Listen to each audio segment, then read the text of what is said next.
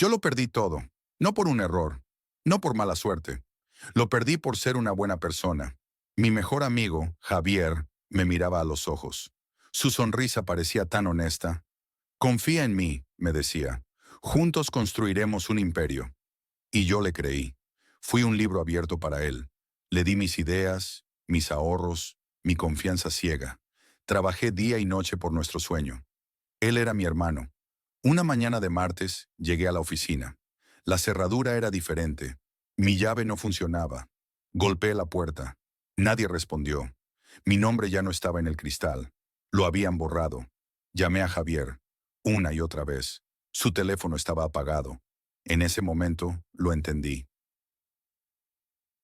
El mundo no respeta a los hombres buenos. Los devora. Tu amabilidad es vista como debilidad. Tu honestidad es una invitación al engaño. Caes y a nadie le importa. Pasé semanas hundido.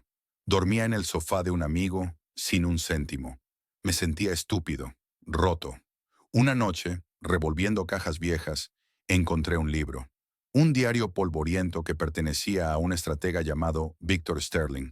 Sterling escribió sus reglas hace casi 500 años. Él observó a los poderosos. Vio cómo los reyes caían. Vio cómo la lealtad se convertía en veneno. Él entendió por qué unos hombres dominaban el mundo y otros eran aplastados. Sterling no se quejaba de la injusticia, la analizaba. Comprendió que la vida no es un poema, es una guerra silenciosa, un juego de poder. Y si no conoces las reglas, eres una simple pieza en el tablero de otro. Él dejó 10 reglas para los que no quieren ser devorados. Yo las aprendí una por una. Me levanté de las cenizas. Dejé de ser la presa y empecé a pensar como el cazador. La gente que antes me ignoraba, ahora me mira diferente. Y hoy te las voy a enseñar. Pero debo advertirte, la primera regla es la más difícil de todas, porque te obliga a matar a la persona que fuiste. ¿Alguna vez has sentido que, sin importar cuánto te esfuerces, no es suficiente? Yo sí. Lo sentí en mi antiguo trabajo, en esa oficina de paredes grises, donde dejé más horas de las que recuerdo. Creía ciegamente en el mérito, en que el trabajo duro y la honestidad siempre acaban por dar sus frutos. Qué ingenuo fui. Mi proyecto era mi bebé. Le dediqué noches enteras, fines de semana, poniendo mi alma en cada presentación y cada detalle. Junto a mí trabajaba Lucas, el colega perfecto, siempre con una sonrisa, una palmada en la espalda y un gran trabajo, campeón, que sonaba a pura camaradería. Él era el tipo popular, el que organizaba las cervezas después del trabajo, mientras yo me quedaba puliendo los últimos informes. Pensaba que éramos un equipo, que nuestro éxito era compartido. El día de la promoción llegó. El puesto que ambos queríamos estaba en juego. Entré a la oficina de mi jefe, el señor Varela, sintiéndome ganador, con el peso de mi esfuerzo como principal argumento. Varela me sonrió, pero sus ojos decían otra cosa. Tu trabajo ha sido excepcional, comenzó, y mi corazón se aceleró. Pero el puesto es para Lucas. El aire se me escapó de los pulmones. No entendía nada. ¿Por qué? Fue lo único que pude articular. Varela se reclinó en su silla, casi con lástima. Mira, me dijo, tú entregas resultados impecables. Eres un trabajador modelo. Pero Lucas, él entiende el juego. Sabe con quién hablar, a quién invitar a un café, conoce los cumpleaños de los hijos de los directivos. Él construye poder.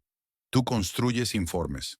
Salí de esa oficina y el sonido del pasillo desapareció por completo. Cada palabra era un golpe. Me senté en mi escritorio, mirando la pantalla apagada. ¿Sabes esa sensación de vacío cuando te das cuenta de que las reglas que seguías eran las equivocadas? Como si te hubieran estado mintiendo toda la vida. En ese silencio, todo cobró sentido. Recordé cada vez que Lucas me pidió un pequeño favor, que me dejaba hasta tarde, o cómo presentaba mis ideas en las reuniones como si fueran suyas, con una seguridad que yo nunca tuve. Él no me veía como un compañero, me veía como un recurso, una herramienta, una escalera para su propio ascenso. Las sonrisas, las palmadas en la espalda, todo era una estrategia calculada para encontrar mis límites y explotar mi buena fe. Y ahí lo entendí con una claridad brutal. La vida no es una meritocracia. Es un campo de batalla silencioso donde la amabilidad y el trabajo duro a menudo son solo debilidades que otros pueden usar en tu contra. Los que te rodean no siempre celebran tu éxito. A menudo están calculando cómo superarte, incluso tus amigos más cercanos. Fue como si las palabras de un hombre que vivió hace 500 años me abofetearan. Nicolás Maquiavelo no era un monstruo, era un realista. Él observó cómo los reyes caían, no por ser malvados, sino por ser ingenuos. Entendió que el mundo es controlado por quienes dominan la estrategia, la traición y la naturaleza humana, mientras que los demás somos simplemente aplastados, sin siquiera saber por qué. Esa noche, me di cuenta de que yo era uno de los aplastados, una pieza insignificante en el tablero de Lucas y Varela. Y mientras la rabia inicial se convertía en una fría determinación, una frase resonó en mi cabeza. Es doble placer engañar al engañador. Ahora conocía el tablero de juego. Era hora de aprender el primer movimiento. Y entendí que la base de todo poder no se construye fuera, sino que comienza a forjarse en tu interior. La primera lección de Sergio no fue una charla, fue una emboscada. Me metió en una sala de juntas con el tiburón más grande de la empresa, un tipo llamado Marcos, conocido por destrozar a la gente solo por diversión. No digas nada que no sea estrictamente necesario, me susurró Sergio antes de que se cerrara la puerta. Tú solo observa y sonríe. Marcos empezó el ataque de inmediato.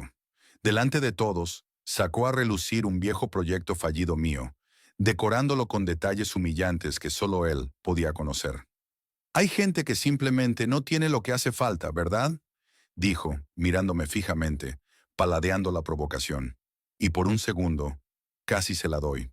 Sentí la sangre subir a mi cara, los músculos de mi mandíbula tensarse hasta doler. Mi orgullo herido gritaba que respondiera, que lo humillara de vuelta. ¿Alguna vez has sentido esa rabia que te quema por dentro? Esa que te grita que explotes y lo mandes todo al diablo. En ese instante, en lugar de saltar, recordé la voz de Sergio. Control. Le sostuve la mirada a Marcos y dejé que una pequeña, casi imperceptible sonrisa se dibujara en mis labios. No dije una sola palabra. El silencio se hizo denso, pesado, incómodo para todos, menos para mí. Marcos, que esperaba un estallido, se quedó sin guión. Su cara de suficiencia se transformó en confusión. Tartamudeó, intentó seguir, pero su impulso se había roto contra mi serenidad. El poder en la sala había cambiado de bando sin que yo pronunciara una sílaba. Al salir, Sergio me puso una mano en el hombro. Nunca muestres todas tus cartas, dijo, con una aprobación que valía más que 1000 elogios. Tu calma lo destruyó más rápido que cualquier insulto. En ese momento comprendí que el poder no residía en el grito más fuerte, sino en el silencio más controlado. Marcos me había mostrado sus intenciones, su ira, su necesidad de dominio. Yo no le había mostrado absolutamente nada. Me convertí en un enigma, y eso le generó más miedo que cualquier amenaza. Esa noche no pude dormir, repasando la escena una y otra vez. La gente puede oler la desesperación y la ira para manipularte. El hombre sereno, el que no reacciona, siempre gana. Por primera vez sentía que no estaba jugando a su juego, sino que empezaba a escribir las reglas del mío. Era una sensación embriagadora, como descubrir un arma secreta que siempre había tenido, pero no sabía cómo usar. El silencio y la paciencia no eran signos de debilidad, eran mis cañones. Al día siguiente, Sergio me citó. Su mirada era seria, casi peligrosa. Bien, has aprendido a defenderte sin abrir la boca, afirmó. Pero eso es solo el primer paso. Controlarte a ti mismo no es nada si no controlas cómo te perciben y te necesitan los demás. Se inclinó hacia mí, bajando la voz. Ahora vas a aprender a hacer que te necesiten. Y para eso, primero tienes que crear un problema, uno muy grande, que solo tú puedas resolver. El poder no proviene de ser querido, sino de ser necesario. Cuando volví a la oficina, el aire se cortó. Pude sentir las miradas, los susurros, Todos esperaban ver a un hombre derrotado. Laura, mi amiga, me miró con una mezcla de pena y miedo, como si estuviera viendo a un fantasma. Pero yo no era un fantasma. Era una lección a punto de ser aprendida. Mi nuevo jefe, Javier, el hombre que me robó el proyecto Atlas, se pavoneaba por la sala de reuniones como si lo hubiera parido. Sonreía, estrechaba manos y aceptaba felicitaciones por un trabajo que no entendía en lo más mínimo. Y esa, amigos, era mi puerta de entrada. Durante la primera semana, observé en silencio. Vi cómo Javier intentaba explicar los algoritmos y se enredaba en sus propias mentiras. Vi el pánico sutil en sus ojos cuando el sistema presentaba un error que no sabía cómo solucionar. Así que esperé el momento perfecto. Lo encontré en la cafetería, solo, visiblemente frustrado. Me acerqué con la sonrisa más humilde y servil que pude fingir. Javier, he oído que Atlas está dando algunos problemas, le dije en voz baja. Yo lo construí desde cero. Quizás podría echar un vistazo. Su orgullo luchó contra su desesperación, pero la desesperación ganó. Hazlo, me espetó sin mirarme, como si me estuviera haciendo un favor. A partir de ese día, me convertí en su sombra, en su solución secreta.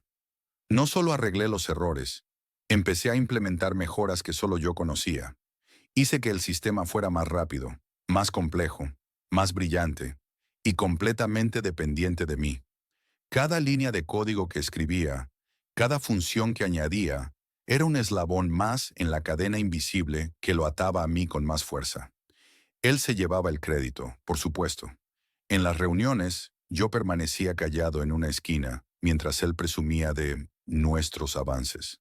Yo era el arma y él solo el hombre que apretaba el gatillo, sin saber que el cañón apuntaba directamente hacia él.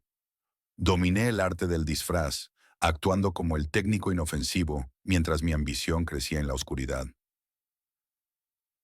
¿Alguna vez has tenido que sonreírle a alguien a quien, por dentro, solo querías ver caer?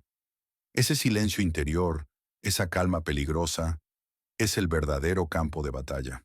Para todos, yo era solo una herramienta, pero Javier se había vuelto adicto a mí. Su poder ahora dependía de mi conocimiento. La dependencia es una lealtad forzada. Traicionarme ya no era una opción para él, era una sentencia. El sistema se rompería sin mí y él lo sabía. Ya no era reemplazable, era indispensable. Y ahora, la gran presentación ante la junta directiva se acercaba. Iba a ser el momento estrella de Javier, la culminación de su gran proyecto. Él creía que tenía el control total. No tenía ni idea de que yo había construido el escenario, elegido su máscara, y lo más importante, había escondido una bomba de tiempo en el guión.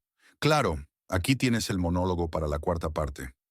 Raúl me robó la idea delante de mis narices. Y lo peor no fue eso. Lo peor es que yo lo dejé. Dudé un instante, ese momento en el que te preguntas si es el momento perfecto, si estás listo, si deberías esperar una señal. Si dudas, alguien más tomará el movimiento que debería haber sido tuyo, porque el poder, créeme, no es paciente. Ese segundo de duda fue suficiente para que él entrara en el despacho de Ferrer, nuestro jefe, y presentara mi proyecto como si fuera suyo. Vi en los ojos de Ferrer esa chispa de decepción dirigida a mí, no a Raúl. Yo era el que había estado hablando del concepto durante semanas, pero él fue quien actuó. El primer golpe definió el juego, y yo lo había recibido de lleno. Al día siguiente, el veneno ya corría por los pasillos. No es resolutivo, le falta carácter, no soporta la presión. Mi reputación, el activo que creía sólido, se desmoronaba como un castillo de arena. La gente ya no me veía a mí, veía la historia que Raúl estaba contando sobre mí.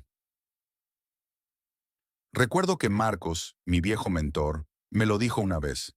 Un príncipe debe protegerse de ser despreciado y odiado. Tu reputación es tu armadura, pero también tu mejor arma. En ese momento, mi armadura estaba rota y yo estaba desarmado, perdiendo influencia con cada susurro. Estaba solo en mi despacho, sintiendo cómo mi nombre se convertía en sinónimo de fracaso. ¿Alguna vez has sentido cómo una mentira sobre ti cobra vida propia? ¿Cómo te define ante los demás sin que puedas hacer nada? Es una sensación de impotencia absoluta. Pero la rabia, si la canalizas bien, es un combustible increíblemente poderoso. Decidí que no iba a defenderme con palabras. Eso solo me haría parecer más débil. Debía golpear, y golpear primero esta vez. Sabía que había un proyecto que todos en la oficina evitaban como la peste. El cliente imposible. Un contrato que el propio Raúl había intentado conseguir hacía meses y había abandonado, diciendo que era una pérdida de tiempo. Esa era mi oportunidad. No pedí permiso. Fui directamente al despacho de Ferrer, con la mirada más segura que pude fingir, y le dije, yo me encargo del cliente imposible. Denme una semana.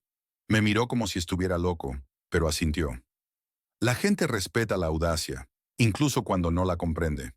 No solo trabajé día y noche en la solución para ese cliente, trabajé en la historia. Cada pequeño avance lo comunicaba de forma estratégica.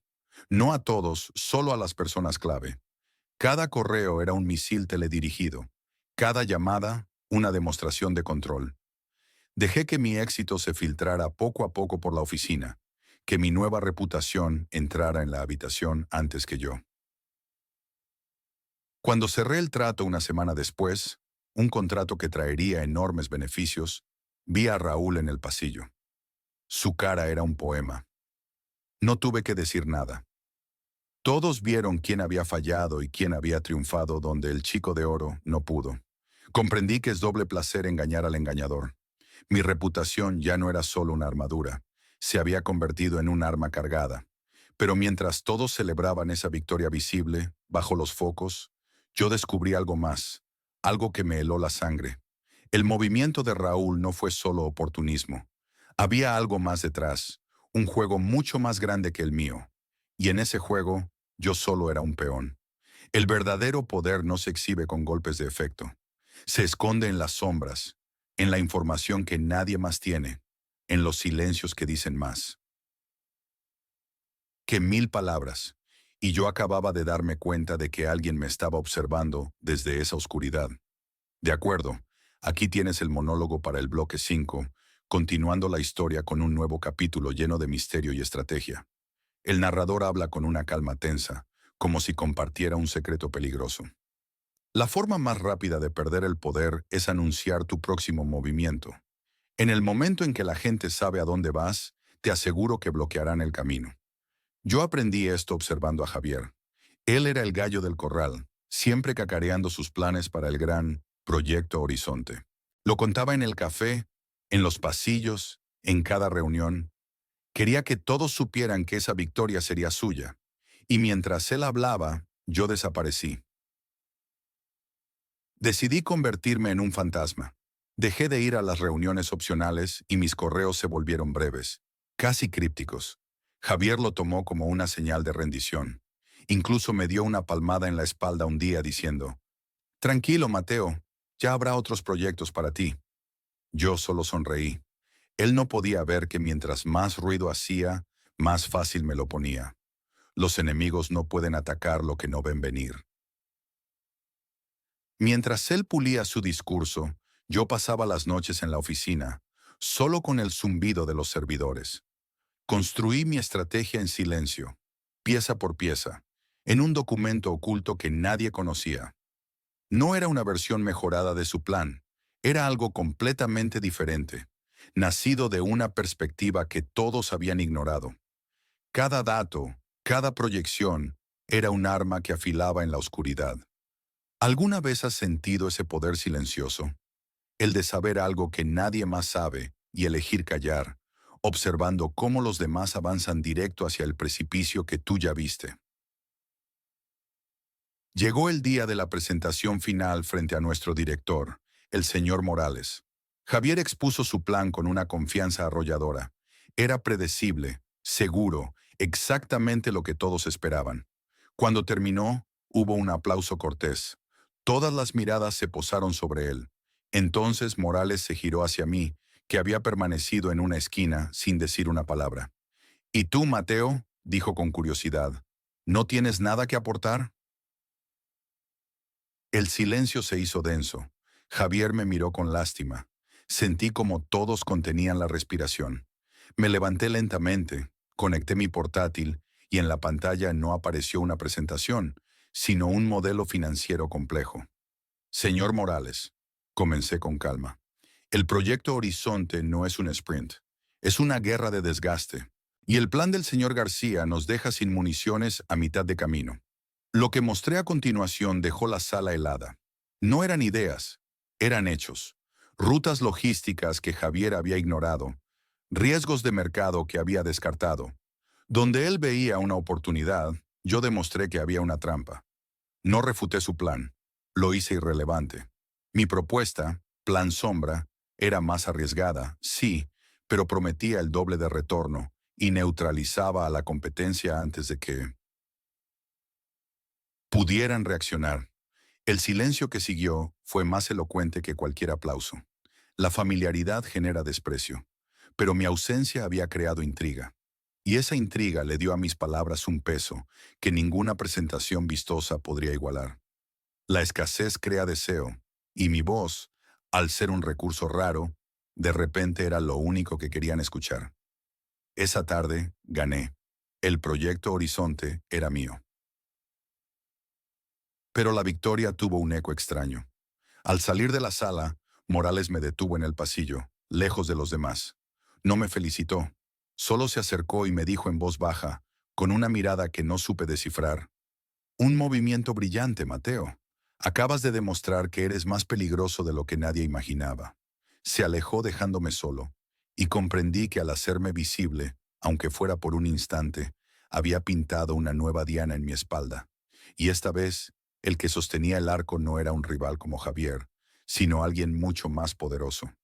¿Sabías que tus enemigos pueden ser más útiles que tus amigos? Los débiles los temen, los poderosos los utilizan. Y yo tenía a Marcos. Marcos era ese tipo de enemigo que no duerme, cuya única razón de ser parece ser tu caída.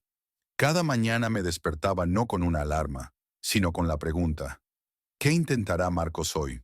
Sus ataques eran constantes, como una lluvia fina y persistente. Un rumor por aquí, una crítica malintencionada por allá. Pero pronto me di cuenta de algo increíble.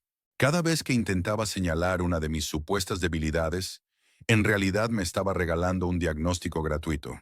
Su obsesión se convirtió en mi mejor control de calidad. Él era un espejo que me mostraba grietas en mi armadura que yo no había visto. Usé su odio para reforzar mis defensas, para mejorar mis procesos. Su energía destructiva se convirtió en mi combustible. Mientras tanto, a mi lado, siempre estaba Leo, mi mano derecha, mi confidente, la única persona en la que creía confiar plenamente. Estamos juntos en esto, hasta el final, me decía, y su lealtad parecía tan sólida como una roca. Cuando Marcos lanzó su ataque más duro, intentando sabotear el lanzamiento de nuestro proyecto más grande, fue Leo quien se sentó conmigo toda la noche para solucionarlo. Lo logramos, pero por muy poco. Sin embargo, algo no cuadraba. La información que Marcos había usado era demasiado específica, demasiado interna. Era un detalle que solo alguien muy cercano podía conocer. Una noche, incapaz de dormir, empecé a revisar servidores, correos archivados, cualquier cosa. Y entonces lo vi. Un simple correo reenviado. Una cadena de mensajes sobre la logística del lanzamiento, enviada desde la cuenta de Leo a un email anónimo. Me tomó menos de una hora rastrear ese email hasta un servidor vinculado a un socio de Marcos. El corazón se me detuvo. ¿Alguna vez has sentido ese frío en el estómago? Esa sensación de que el suelo desaparece bajo tus pies cuando te traiciona a alguien en quien confiabas ciegamente. Mi primer impulso fue la rabia. Quería llamarlo, destrozarlo, exponerlo. Pero entonces, una voz gélida en mi cabeza susurró: nunca intentes ganar por la fuerza lo que se puede ganar con el engaño. La lealtad de Leo no era real. Era una simple transacción que había dejado de beneficiarle. Mi confianza había sido mi verdadera vulnerabilidad, así que respiré hondo y tracé un nuevo plan. Al día siguiente llamé a Leo a mi oficina. Estaba pálido, esperando el fin. En lugar de una acusación, le ofrecí una sonrisa cansada. Leo, casi nos destruyen, le dije, pasándole una tablet con el correo en pantalla. Observé cómo el terror se apoderaba de su rostro. Tenemos una fuga de seguridad catastrófica. Alguien de dentro nos está traicionando. Hice una pausa, dejándolo colgar de un hilo.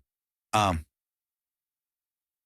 partir de ahora, voy a reestructurar el flujo de información. Todo lo sensible pasará primero por mí y después solo por ti. Serás mi único guardián. Tu futuro en esta empresa, Leo, depende de que absolutamente nada más se filtre. ¿Entendido? Él solo pudo asentir, atrapado. No le ofrecí perdón ni amistad. Le ofrecí una correa. Entendí entonces la lección más dura de todas. La única lealtad real es la que se basa en la necesidad. Yo no necesitaba la confianza de Leo, necesitaba su obediencia. Y se la había impuesto al hacer que su supervivencia dependiera directamente de mí. Marcos se convirtió en mi involuntario consultor y Leo en mi prisionero leal. Pero me di cuenta de que reaccionar a las amenazas no era suficiente. Había aprendido a gestionar a mis enemigos y a mis falsos aliados. Ahora tenía que dar el siguiente paso: crear un sistema donde nadie, absolutamente nadie, pudiera sentirse seguro. Un entorno de tensión constante donde la única opción fuera estar alerta y ser productivo. El poder muere en el momento en que la gente se siente segura a tu alrededor. La comodidad, esa neblina cálida y confortable, es el veneno más lento. Te vuelve perezoso, predecible y finalmente reemplazable. Jacobo, mi antiguo mentor, me lo demostró de la forma más brutal. Ahora, esa lección sangrienta es mi brújula. En mi nuevo comienzo, decidí cambiar las reglas. Tengo a dos personas increíblemente talentosas trabajando conmigo, Emilio y Sofía. Ambos son lobos jóvenes, hambrientos y brillantes, pero los manejo de forma muy diferente a como lo hacía antes. Ya no creo equipos, creo rivales. El otro día, Emilio me presentó un informe impecable. Esperaba una felicitación, un espaldarazo. En lugar de eso, lo miré y dije con calma: buen trabajo, Emilio. Muy sólido. Aunque Sofía encontró una forma de optimizar este mismo proceso que podría ahorrarnos casi un 30%. No era del todo cierto, pero la semilla estaba plantada. Vi cómo la seguridad en sus ojos se convertía en una chispa de pánico. Quienes se sienten elegidos siempre te darán más que quienes se sienten seguros. Ahora Emilio no solo trabaja para la empresa, trabaja para demostrar que es mejor que Sofía. Y Sofía, que sabe que tiene mi favor, trabaja el doble para no perderlo. Es una competencia silenciosa, invisible, y yo soy el único que conoce el marcador. Como dijo el viejo Maquiavelo, a los hombres los mueve el amor o el miedo. Yo había intentado gobernar con el primero y me apuñalaron. Ahora les doy algo que temer: la posibilidad de ser irrelevantes. Es un sentimiento extraño, ¿no crees? Darte cuenta de que debes construir muros no solo para mantener fuera a los enemigos, sino también para poner a prueba a los que dejas entrar. Pero el arma más letal que descubrí no es la competencia, sino el silencio. La semana pasada, Emilio entró a mi oficina, visiblemente frustrado. Cerró la puerta con más fuerza de la necesaria. Tenemos que hablar de mi rol aquí. Necesito claridad. Necesito saber cuál es mi futuro. Empezó su discurso, enumerando sus logros, sus sacrificios, su lealtad inquebrantable. Habló durante casi 10 minutos seguidos, elevando la voz, tratando de llenar la habitación con su propia importancia. Y yo no dije nada, ni una palabra. Solo lo miraba, inmóvil, dejando que sus argumentos rebotaran contra mi silencio. El aire se volvió espeso. Vi cómo su confianza se desmoronaba segundo a segundo. Empezó a tartamudear, a repetir ideas. El silencio lo estaba desarmando, obligándolo a confrontar la debilidad de su propia posición. Mira, solo quiero un poco de seguridad, balbuceó, su arrogancia completamente destrozada. Y entonces, para romper esa tensión insoportable que yo había creado, cometió un error fatal. No quiero que me pase lo mismo que a Martín, susurró, casi para sí mismo. Martín. Mi pulso se aceleró. Él no tenía por qué saber ese nombre. Martín fue la primera persona que Jacobo traicionó, mucho antes que a mí. Y en ese silencio, de repente, comprendí que la amenaza no estaba frente a mí. El juego era mucho más grande, y yo solo estaba viendo las sombras en la pared. Aquí está tu monólogo. El personaje está de pie en su oficina, con vistas a la ciudad por la noche. Hay una sensación de calma tensa, como la que precede a una tormenta. Habla directamente a la cámara, con una intensidad contenida que va creciendo. Cuando Ramiro cayó, pensé que la guerra había terminado. Sentí esa euforia del ganador, esa falsa sensación de que, tras derribar al rey, el tablero de ajedrez se limpiaba solo. Pero me equivocaba. Dejé un peón en el campo de batalla, uno que consideré insignificante. Su nombre era Leo.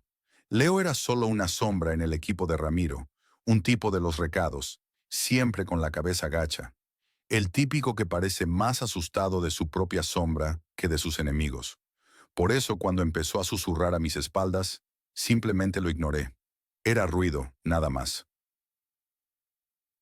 Él no es como Ramiro, les decía a nuestros antiguos socios. No tiene el mismo temple, no sabe cómo mandar. Eran comentarios patéticos, el ladrido de un perro pequeño que se cree un lobo. Me repetía a mí mismo la regla. Nunca luches en batallas que no te sirvan. Y enfrentar a Leo me parecía una pérdida de tiempo y energía. ¿Qué ganaba yo aplastando a un insecto? Solo satisfacción para mi ego.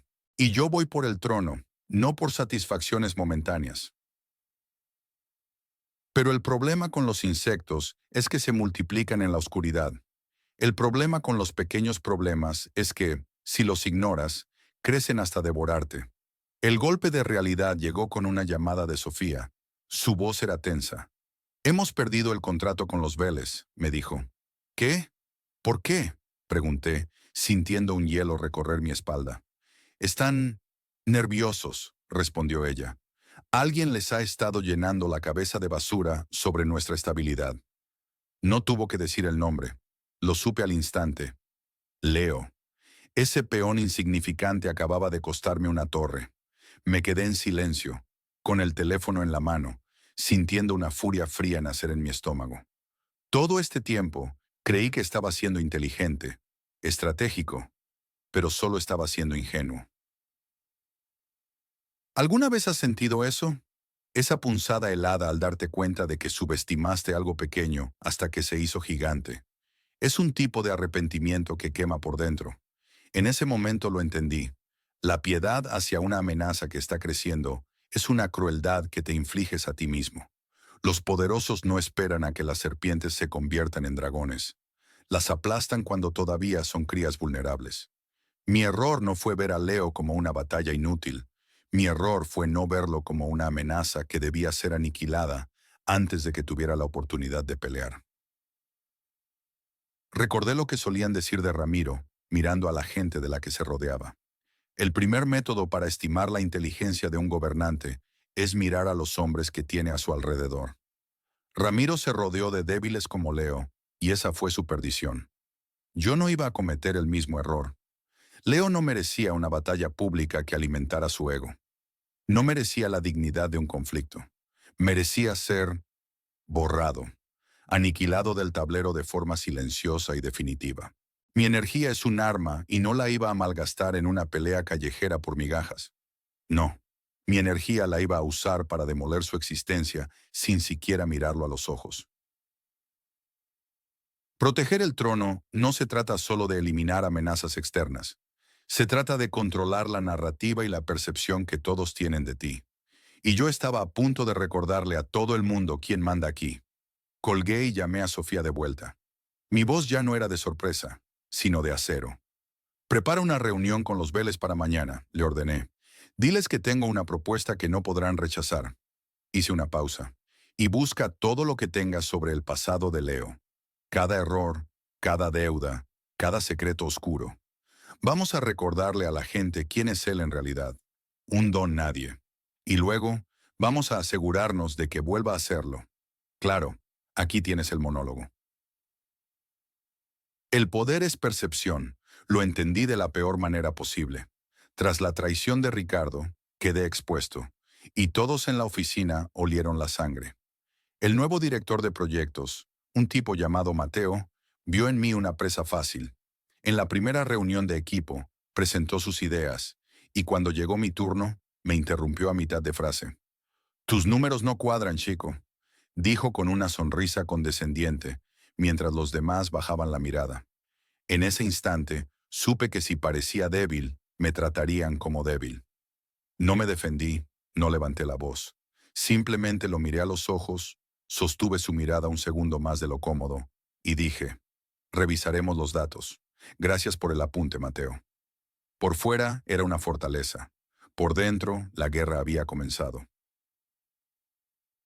Esa misma tarde, empecé a construir mi poder en las sombras. Me acerqué a Laura, de contabilidad, una mujer brillante que todos ignoraban.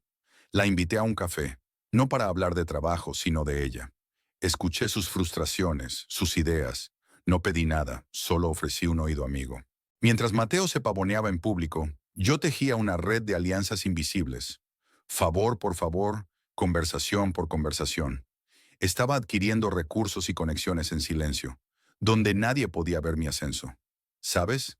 Hay un momento en que dejas de sentirte víctima y empiezas a pensar como un depredador. No por maldad, sino por supervivencia. Laura me dio la clave. Revisando informes antiguos, encontró una serie de gastos fantasma en los proyectos anteriores de Mateo. No eran enormes, pero sí suficientes para destruir su reputación. No lo expuse. En lugar de eso, pedí una reunión privada con él. Puse la carpeta sobre su mesa y sin decir una palabra, señalé las cifras que no cuadraban. Vi el pánico en sus ojos.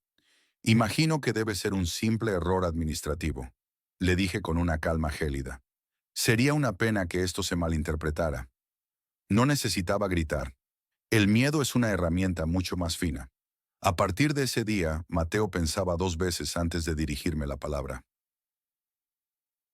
La batalla final llegó con la presentación del nuevo gran proyecto. Él tenía su propuesta, yo tenía la mía, pero yo controlaba la información.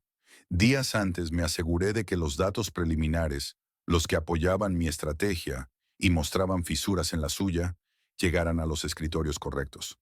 No compartí el informe completo de Laura, solo las partes que sembraban la duda sobre la eficiencia de Mateo. Alimenté al comité directivo solo con lo que servía a mi propósito, nunca con la verdad completa. Cuando llegó el día de la presentación, la decisión ya estaba tomada. Mi proyecto fue aprobado por unanimidad. Mateo ni siquiera levantó la vista de sus papeles. Había ganado. En el silencio de la victoria, sentí el peso del poder que Maquiavelo describía. Es mejor ser temido que amado. Yo había dictado la realidad. Pero esa noche, en la soledad de mi oficina, mirando la ciudad iluminada, entendí algo más profundo.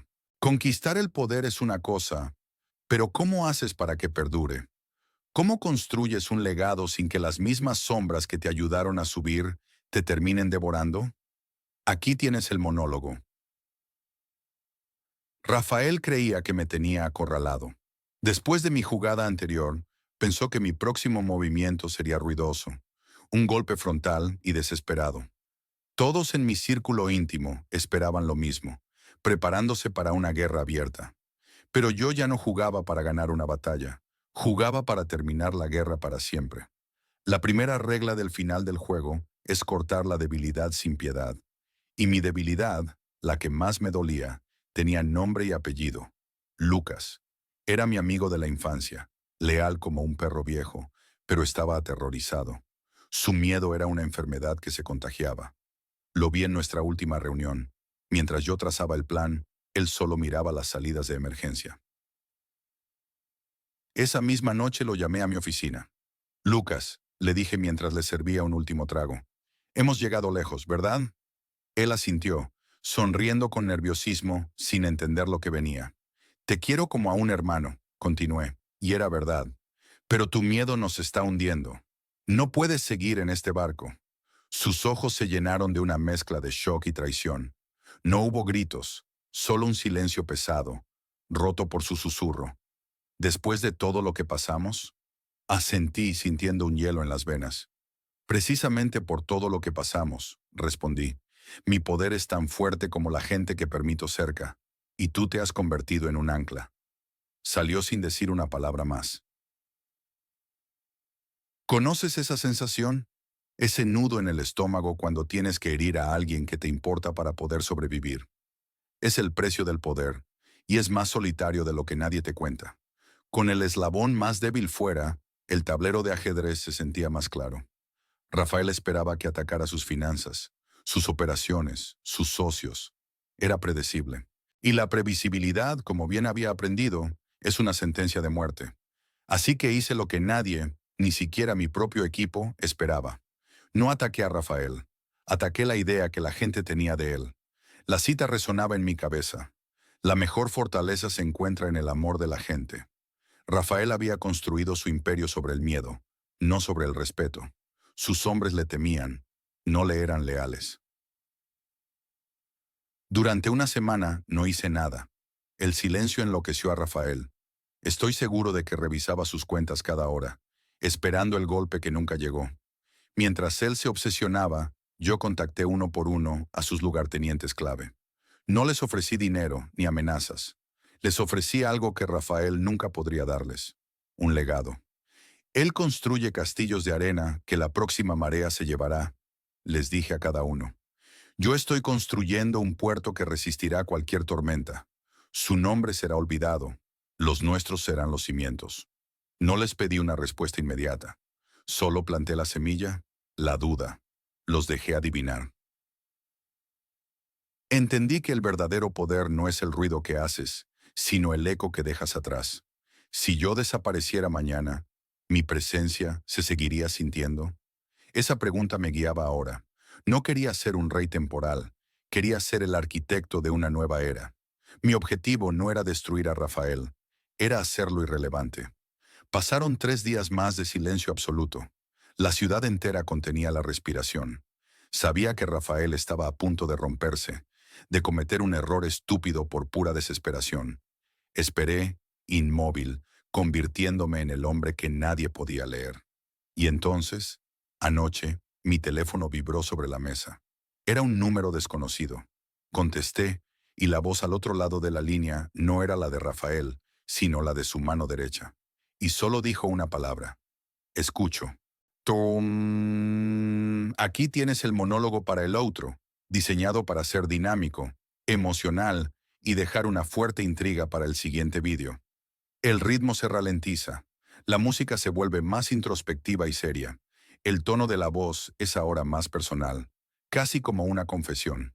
Así que aquí estamos, al final de las 21 reglas. Hemos recorrido juntos el tablero de ajedrez silencioso que Maquiavelo nos dibujó hace 500 años.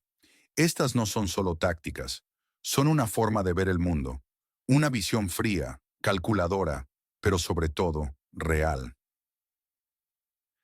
Hemos entendido que el primer imperio que debes conquistar está dentro de ti.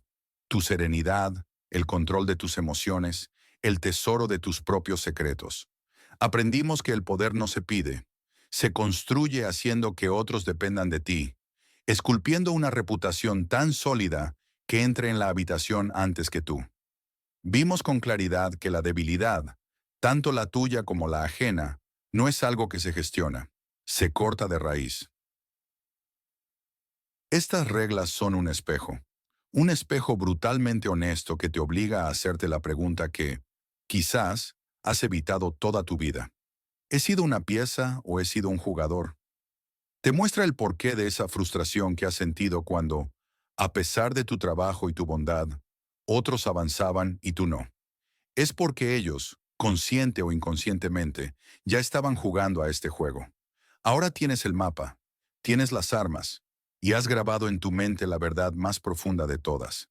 El poder no es algo que se persigue, es algo en lo que te conviertes, cuando dominas el silencio, cuando tu presencia y tu ausencia son herramientas estratégicas, cuando cada movimiento que haces lo haces con intención, pero pausa larga y significativa.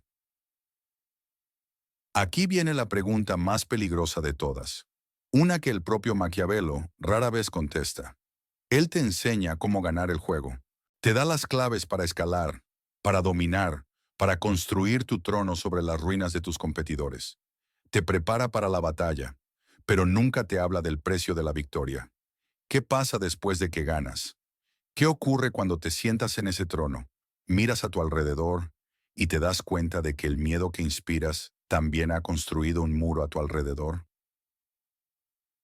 Maquiavelo te enseña a desconfiar de todos, a usar a tus enemigos y a no depender de tus amigos. Pero, ¿qué sucede cuando esa mentalidad se convierte en tu única realidad? La soledad del poder no es una metáfora, es una condena. Es el momento en que miras a los ojos de alguien y ya no sabes si ves a un aliado leal o a un futuro traidor esperando su oportunidad. Una cosa es ganar el poder y otra muy distinta es sobrevivir a él. ¿Qué pasa cuando te conviertes en el rey, pero tu reino se siente como una jaula de oro? ¿Ese es el verdadero final del juego? Eso, amigos míos, es una historia completamente diferente y es la que vamos a empezar a contar muy pronto.